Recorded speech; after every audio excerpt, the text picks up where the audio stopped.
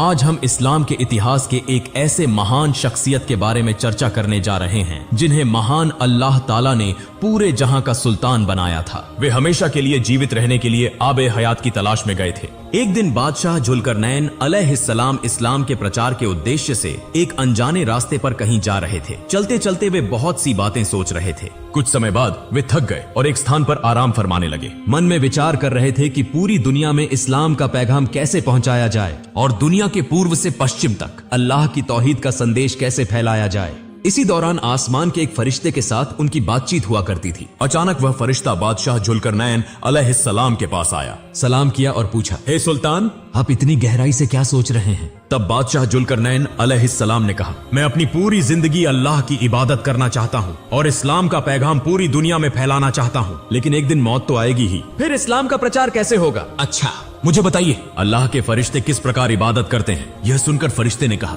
आसमान के फरिश्ते जिस इबादत में लगते हैं कयामत तक उसी में लगे रहते हैं। अगर कोई फरिश्ता रुकू में खड़ा होता है तो कयामत तक रुकू में ही खड़ा रहेगा, और अगर कोई फरिश्ता सजदे में है तो कयामत तक उसी में रहेगा। यह सुनकर बादशाह जुल्करनैन अलैहिस्सलाम बोले, अगर अल्लाह रब्बुल आलमीन मुझे कयामत तक की जिंदगी देते तो मैं भी कयामत तक उनकी इबादत में मग्न रहता, लेकिन क्या यह संभव है? तब फरिश्ते ने कहा, मैंने आसमान में सुना था कि धरती के आखिरी छोर पर कोहे काफ पर्वत के तल में एक अंधेरी गुफा के अंदर आब ए हयात नामक एक कुआं है। अगर कोई इस कुआं के पानी पीता है तो वह हमेशा के लिए जीवित रहता है। यह सुनकर बादशाह जुल्करनैन अलैहिस्सलाम आश्चर्यचकित हो गए। इसके बाद फरिश्ता सलाम कर वहां से विदा हो गया। बादशाह जुल्करनैन अलैहिस्सलाम सोचते हुए अपने दरबार की ओर लौटने लगे। अल्लाह रब्बुल आलमीन ने बादशाह जुल्करनैन अलैहिस्सलाम को पूरी दुनिया का सुल्तान बनाया था। उन्होंने धरती के मशरिक से मगरिब तक की यात्रा की थी। अगले दिन बादशाह जुल्करनैन अलैहिस्सलाम ने दरबार में एक आवश्यक बैठक बुलाई। उनके प्रमुख सलाहकार थे हजरत खिज्र अलैहिस्सलाम, अल्लाह के वली लोकमान हकीम और अन्य ज्ञानी व बुजुर्ग औलिया। बादशाह जुल्करनैन अलैहिस्सलाम ने उनसे पूछा, आबे हयात के पानी के बारे में क्या आप में से कोई कुछ जानता है? तो कृपया बताएं। उपस्थित उलेमा में से एक ने कहा, हुजूर, मैंने हजरत आदम अलैहिस्सलाम के एक नसीहतनामे में पढ़ा कि अल्लाह ताला ने इस धरती पर आब ए हयात नामक एक पाक पानी भेजा है। जो कोई इसे एक बार पी ले वह कयामत तक नहीं मरेगा। लेकिन आब ए हयात के अंधकार की गहराई बहुत अधिक है। वहां जाने के लिए कीमती याकूत और मोती लेकर जाना होगा, नहीं तो रास्ता भटकने की संभावना है। एक अन्य व्यक्ति ने कहा, मैंने भी सुना है कि आब ए हयात का पानी दूध से भी सफेद और शहद से भी मीठा है। इसे पीने से कयामत तक जिंदा रहा जा सकता है। यह धरती के आखिरी छोर पर कोहे काफ पर्वत के तल में स्थित है। तब बादशाह जुल्करनैन अलैहिस्सलाम ने कहा, मेरी हुकूमत की जिम्मेदारी और अधिकार आप सभी को सौंपकर मैं आब ए हयात की खोज में जाना चाहता हूँ। इसके बाद उन्होंने रियासत के संचालन की जिम्मेदारी एक अमीन को सौंप दी और 12 वर्षों के लिए आब ए हयात की तलाश में निकलने की तैयारी की। हजरत खिज्र अलैहिस्सलाम को काफिले का प्रमुख नियुक्त किया गया। अंधकारमय स्थान पर रोशनी की आवश्यकता थी, इसलिए बादशाह जुल्करनैन ने खजाने से 2 चमकते हुए याकूत लिए। एक याकूत उन्होंने खिज्र अलैहिस्सलाम को दिया और दूसरा अपने पास रखा। इसके बाद खिज्र अलैहिस्सलाम अपनी सेना और आवश्यक खाद्य सामग्री के साथ आब ए हयात की तलाश में निकल पड़े। बादशाह जुल्करनैन ने पहले धरती के मशरिकी छोर की ओर यात्रा की। यात्रा के दौरान उन्होंने कई अद्भुत और नई मखलूकात को देखा। तब जुल्करनैन ने रुककर अपनी सेना से पूछा, क्या आप बता सकते हैं कि यह किस प्रकार का मखलूक है? सेना ने उत्तर दिया, हुजूर, हमें इस प्रकार के मखलूक के बारे में पहले कोई जानकारी नहीं थी। यह भी अल्लाह रब्बुल आलमीन की कुदरत का एक निशान है। आगे बढ़ते हुए वे एक नदी पर पहुंचे। वहां उन्होंने देखा कि नदी में एक प्रकार के लोग रहते हैं जिनके सामने का हिस्सा इंसानों जैसा है और पीछे का हिस्सा मछली जैसा। वे नदी के अंदर भी रहते हैं, न कभी बात करते हैं और न ही इंसानों के साथ मेल जोल रखते हैं। यह देखकर जुल्करनैन ने अपनी सेना से पूछा, क्या आपने पहले इस प्रकार की जाति देखी है? सेना ने कहा, हुजूर, देखना तो दूर, हमने इस प्रकार की जाति के बारे में कभी सुना भी नहीं। जुल्करनैन ने कहा, जाओ उनमें से 2 को पकड़ कर लाओ। सेना ने कहा, हुजूर, उन्हें पकड़कर क्या करेंगे? जुल्करनैन ने उत्तर दिया, आजमाइश करेंगे कि वे वास्तव में इंसान हैं या किसी अन्य मखलूक के। सेना उनके पास गई, लेकिन वे कोई प्रतिरोध नहीं कर रहे थे और चुपचाप वहीं बैठे थे। सेना ने उनमें से 2 को पकड़ लिया। कई परीक्षणों के बाद यह पाया गया कि उनके पास इंसानों की कोई विशेषता नहीं थी। वे वास्तव में मछली प्रजाति के थे। इसके बाद उन्हें नदी में वापस छोड़ दिया गया। फिर समय बर्बाद किए बिना जुल्करनैन और उनकी सेना आगे बढ़ने लगे। कुछ दूर चलने के बाद वे एक स्थान पर पहुंचे जहां उन्होंने एक अजीब प्रकार की मानव जाति देखी। वे पशुओं की तरह 4 पैरों पर चलते थे और जंगल की गुफाओं में झुंड बनाकर रहते थे। जुल्करनैन और उनकी सेना को देखकर वे इधर उधर भागने लगे। तब जुल्करनैन ने अपनी सेना से पूछा, ये किस प्रकार की मानव जाति है? क्या आपको इनका नाम पता है? पूर्ण सेना ने उत्तर दिया, हुजूर हमें इनके बारे में कोई जानकारी नहीं है। जुल्करनैन ने कहा, जंगलों के भीतर से यात्रा करते हुए क्या आपने इस प्रकार की मानव जाति पहले देखी है? पूर्ण सेना ने उत्तर दिया, हुजूर देखना तो दूर, हमने इनके बारे में पहले कभी सुना भी नहीं।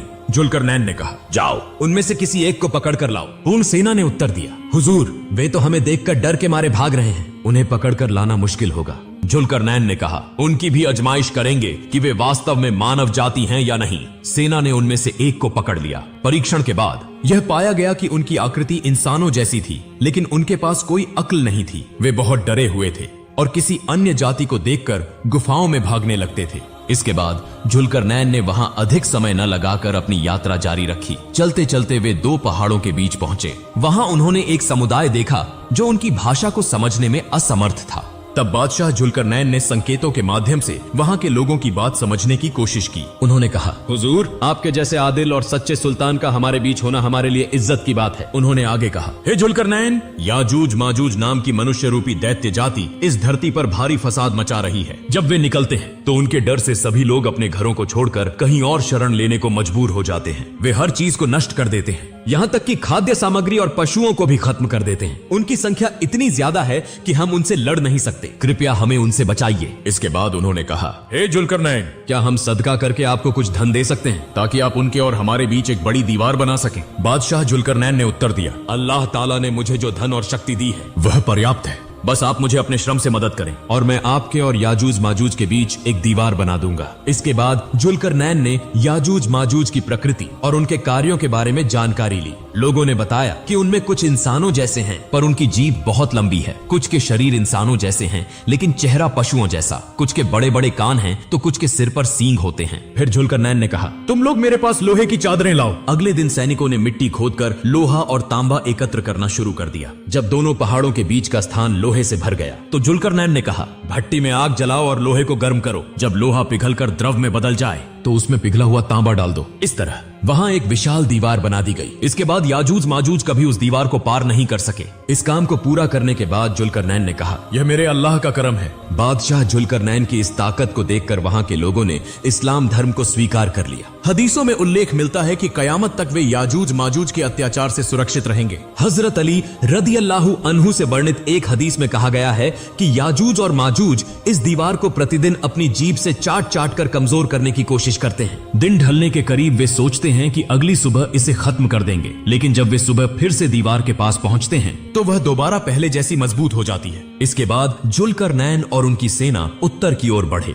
वहां उन्होंने देखा कि एक विशाल दीवार से घिरा हुआ क्षेत्र था। उस दीवार के दूसरी तरफ क्या था, यह जानने के लिए जुल्करनैन ने अपने सैनिकों के साथ चारों ओर का मुआयना किया, लेकिन उन्हें कहीं भी कोई दरवाजा नहीं मिला। आखिरकार उन्होंने अपनी सेना के एक सैनिक को दीवार के ऊपर चढ़ाकर भेजा ताकि वह अंदर का हाल देख सके और वापस आकर जानकारी दे, लेकिन काफी समय बीत जाने के बाद भी वह सैनिक वापस नहीं आया। फिर जुल्करनैन ने एक और सैनिक को दीवार के ऊपर भेजा, लेकिन वह सैनिक भी कुछ देर बाद दीवार के ऊपर से गायब हो गया और कभी वापस नहीं आया। तब जुल्करनैन ने सोचा कि वहां कोई रहस्यमय या अलौकिक प्रजाति मौजूद है। उन्होंने और किसी को न भेजने का फैसला किया और आगे बढ़ने का विचार छोड़ दिया। इसके बाद जुल्करनैन ने समय बर्बाद किए बिना पूर्व की ओर अपनी यात्रा जारी रखी। कुछ दूर चलने के बाद वे एक सुंदर शहर पहुंचे। वहां के लोग शिक्षित और विज्ञान के क्षेत्र में बहुत उन्नत थे, लेकिन उनकी भाषा समझना बहुत कठिन था। बादशाह जुल्करनैन को देखकर उन्होंने सलाम किया और कहा, हे जुल्करनैन, आपके यहाँ आने से हम बहुत प्रसन्न हैं। तब जुल्करनैन ने उन्हें कलमे की दावत दी और कहा, अल्लाह एक है, उसके सिवा कोई पूजनीय नहीं। यह बात उन्होंने तुरंत स्वीकार कर ली। वे एक बुद्धिमान कौम थे, इसलिए उन्होंने बिना समय गंवाए इस्लाम धर्म अपना लिया। उन्होंने जुल्करनैन को बहुत सम्मान और आदर दिया। जुल्करनैन ने वहाँ काफी समय बिताया और उनकी भाषा भी सीख ली। उस शहर का कोई भी व्यक्ति